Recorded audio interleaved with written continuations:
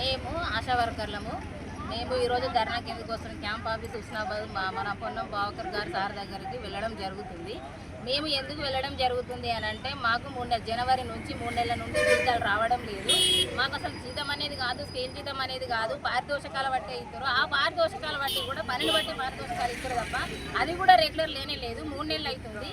అయితే మేము మా ఆకలితోటి మేము ఉన్నాము, మేము చిట్టులు కట్టుకుంటున్నాము, మాకు ఇంట్లోకి వెళ్తలేదు, మేము దాని మీదనే భారంగా బతుకుతున్నాము. అట్లాంటిది 3 నెలల నుంచి జీతాలు ఇవ్వకపోతేనే మేము క్యాంప్ ఆఫీస్కి వెళ్తామని చూస్తుంటే మధ్యలో మాకు బస్ ఆపీరు. ఎక్కడ హుస్నాబాద్లో పెట్రోల్ బంక్ దగ్గర బస్ ఆపుతుంటే బస్సులోకి వెళ్ళి పోలీసు వాళ్ళు మమ్మల్ని అరెస్ట్ చేస్తున్నారు, పోలీస్ స్టేషన్కు రమ్మంటున్నారు. ఎందుకు మా డిమాండ్స్ మేము కొట్లాడుకోవద్దా? మాకు అన్యాయం జరగద్దా? ఎందుకు మమ్మల్ని మధ్యలో ఇట్లా బస్సులు ఆపడం ఎక్కడిది?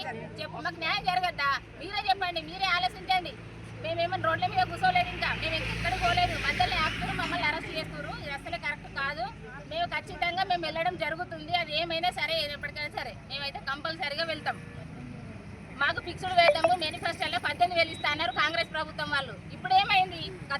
అప్పుడు 2 సంవత్సరాల కింద అన్నారు. ఇప్పుడు మాత్రం ఎవరు, ఏ ఎమ్మెల్యే గారు, ఏ మంత్రి గారు ఎవ్వరు సపోర్ట్ చేయడం లేదు మాకు. అప్పుడు అన్న వాళ్ళే ఇప్పుడు మాకు ఎవరు సపోర్ట్ చేస్తలేరు.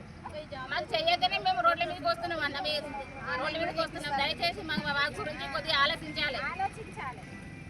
మేము ధర్నా చేస్తే దాన్ని అక్కడికి వచ్చి మేము కూర్చున్న దగ్గరికి వచ్చి ఇప్పుడు ఆ ప్రభుత్వం చేయలేదమ్మా మేము చేస్తాము అని మా దగ్గరికి వచ్చి చెప్పిన హామీ ఇచ్చిరు కదా.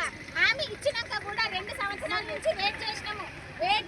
ఇక చేస్తాడు, రేపు చేస్తాడు, ఎల్లుండి చేస్తాడు అని మేము వెయిట్ చేసినాము. ఇక వెయిట్ చేయలేము. మేము పని భారం సిద్ధం బాగా పెరుగుతుంది. 24 గంటల టైము ఎప్పుడు పడితే అప్పుడు, ఎప్పుడు ఫోన్లు చేస్తే అప్పుడు పోవాలి, ఎప్పుడు ఫోన్లు చేస్తే అప్పుడు రిపోర్ట్లు ఇవ్వాలి. ఇంత పని ఇచ్చినప్పుడు జీతం ఇచ్చడానికి ఎందుకు అంత అవుతుంది?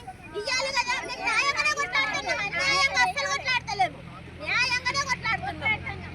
న్యాయమైన కోరికనే మాది అన్యాయమైన కోరికలు లేదు. అక్రమంగా ఇప్పుడు బస్సులకే దించి మమ్మల్ని అరెస్ట్ చేసి కూర్చున్న తర్వాత అరెస్ట్ చేయండి.